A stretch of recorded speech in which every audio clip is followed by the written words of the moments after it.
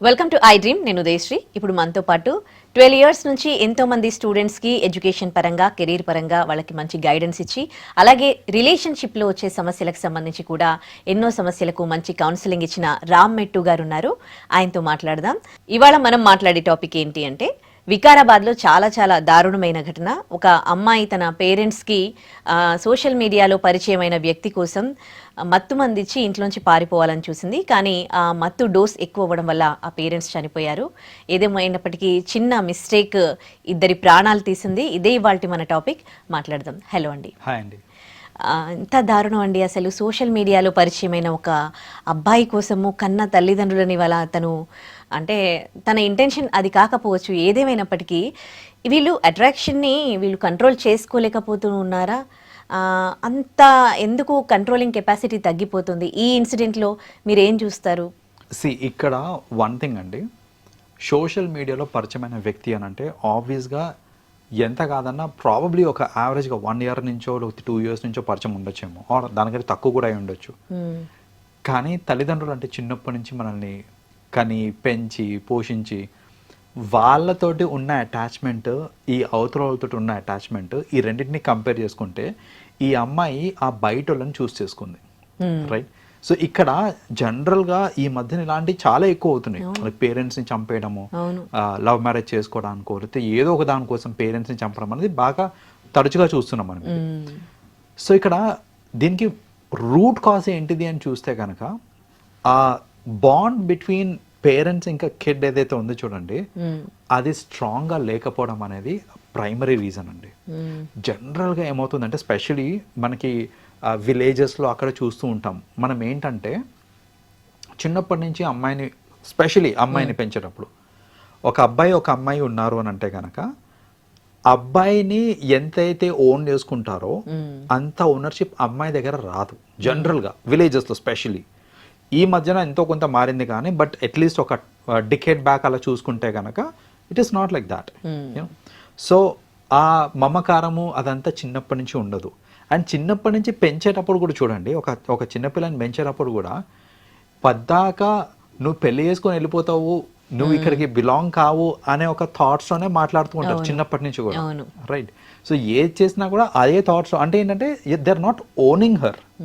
So అలా owning అనేది అవ్వనప్పుడు ఏమవుతుంది అని అంటే ఆబ్వియస్లీ వాళ్ళ మధ్యన బాండ్, రిలేషన్స్ ఇవన్నీ కరెక్ట్గా ఉండవు. అండ్ ప్రతి ఒక్కరు గుర్తుపెట్టుకోవాల్సింది ఏంటిది అంటే, ప్రతి పేరెంట్స్ గుర్తుపెట్టుకోవాల్సింది ఇది, ఇంట్లో ప్రేమ దొరకట్లేదు అన్న క్షణాన్న బయట ప్రేమకి వాళ్ళు అట్రాక్ట్ అయిపోతారు. Take it for granted. మీరు ఇంట్లో కనుక ఖచ్చితంగా ఆ ఎఫెక్షన్, ఆ బాండ్, ఆ క్లోజ్నెస్ అనేది మెయింటైన్ చేశారనుకోండి, నిజంగానే వాళ్ళు బయట ఎవరికైనా అట్రాక్ట్ అయినా కూడా మీకు ధైర్యంగా చెప్పుకుంటారు.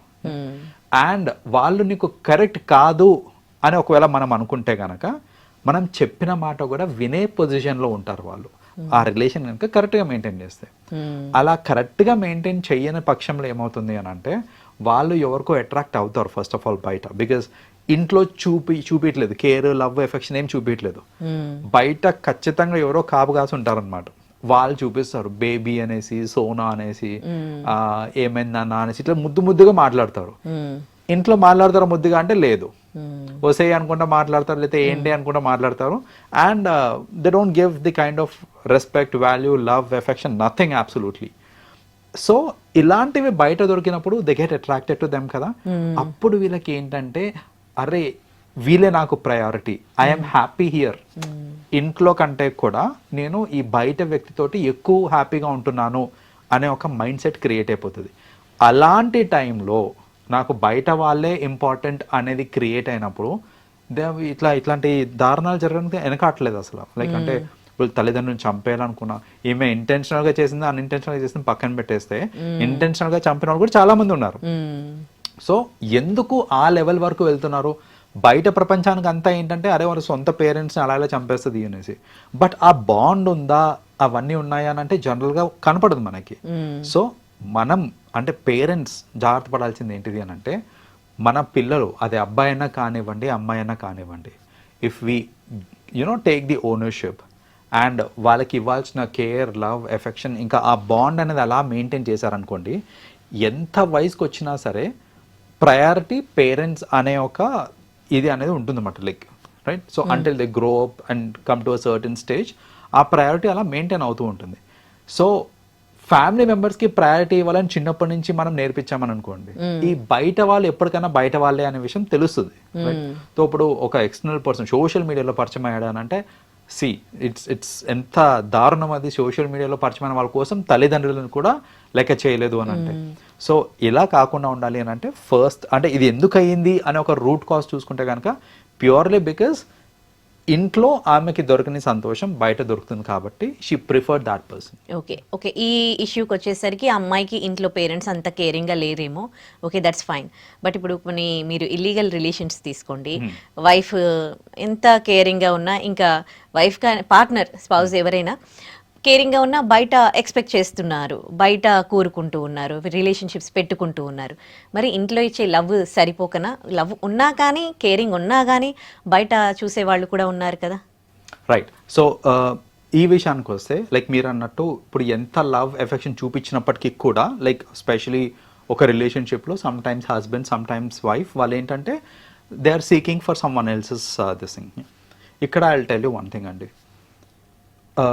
ఒక రిలేషన్షిప్లో మీరు 100% ఇస్తున్నారు అని అనుకుంటున్నారు, బట్ అది 100% ఉందా లేదా అనేది firstly we have to understand.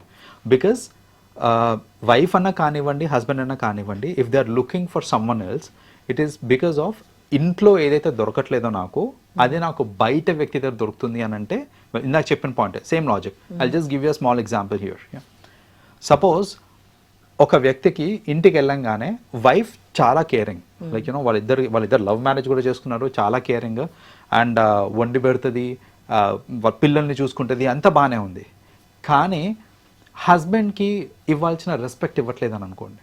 For example if she is not giving the respect enough.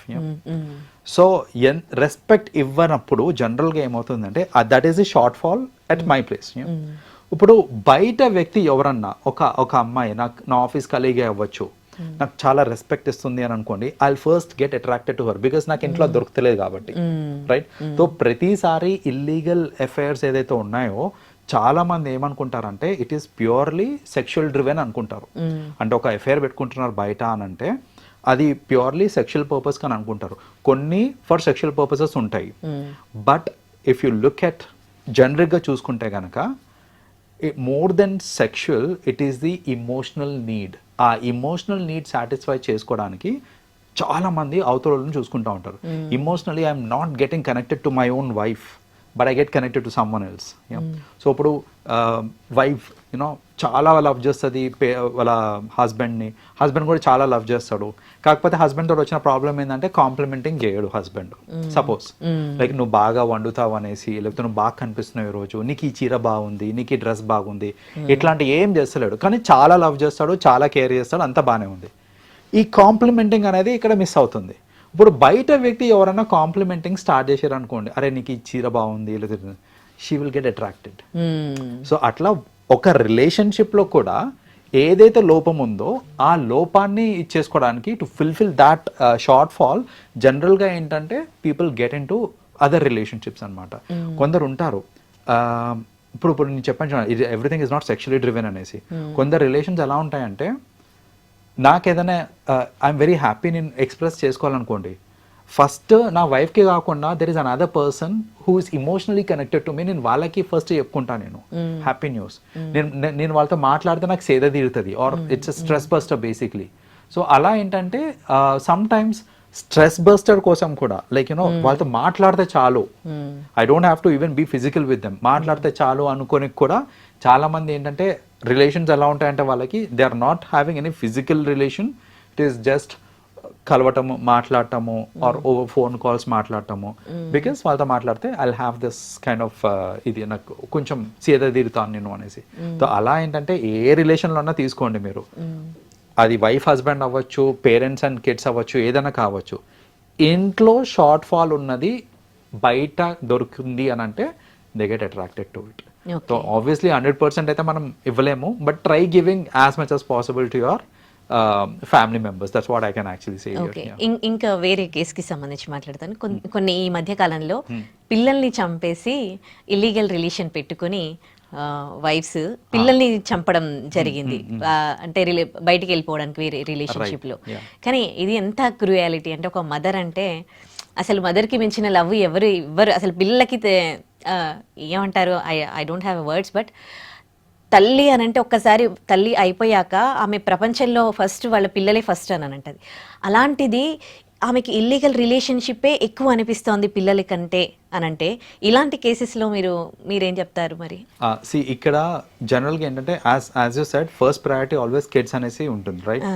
So these days చాలా మంది ఏంటంటే they have become self centred. Like times have changed. ఇంతకు ముందులా కాదు, సెల్ఫ్ సెంటర్డ్ ఉంటున్నారు. నాకు హ్యాపీనెస్ ఎక్కడ వస్తుంది, వేర్ am I హ్యాపీ, నా హ్యాపీనెస్ నాకు ఫస్ట్ అనే థాట్స్లో చాలామంది ఉన్నారు ఇప్పుడు. సో ఇప్పుడు చూడండి, అలాంటి వాళ్ళు మీరు ఇందాక చెప్పిన వాళ్ళు ఎవరైతే ఉన్నారో, లైక్ కిడ్స్ని కూడా చంపేసి for the sake of an illicit affair, వీళ్ళందరూ ఏంటంటే ఈ కిడ్స్ ఉంటే లేదనంటే హస్బెండ్ ఉంటే నాకు అడ్డంకు, నా హ్యాపీనెస్కి అడ్డంకు, కాబట్టి తొలగిచ్చేస్తే నా హ్యాపీనెస్కి ఎవరు అడ్డు రారు అనే థాట్స్లో చాలామంది ఏంటంటే they are getting into these things అనమాట. So they are self centric. So బేసిక్గా వాళ్ళకి వాళ్ళ హ్యాపీనెస్ ఇంపార్టెంట్, వాళ్ళ life important.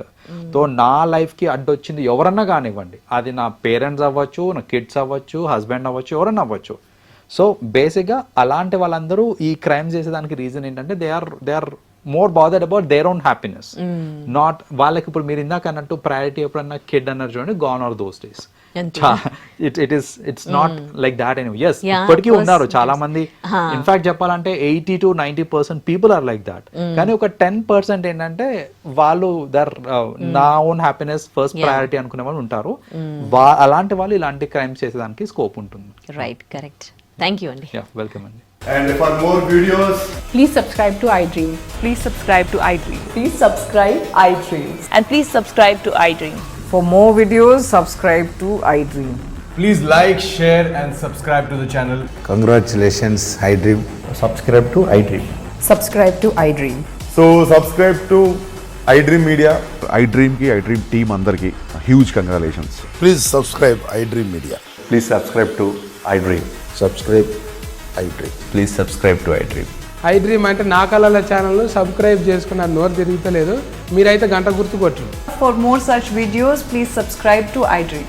Subscribe to iDream. Please subscribe to iDream. Please subscribe iDream Media. Please do subscribe to iDream. Please subscribe to iDream Media. For best entertainment and information, please subscribe iDream. And don't forget to subscribe to iDream.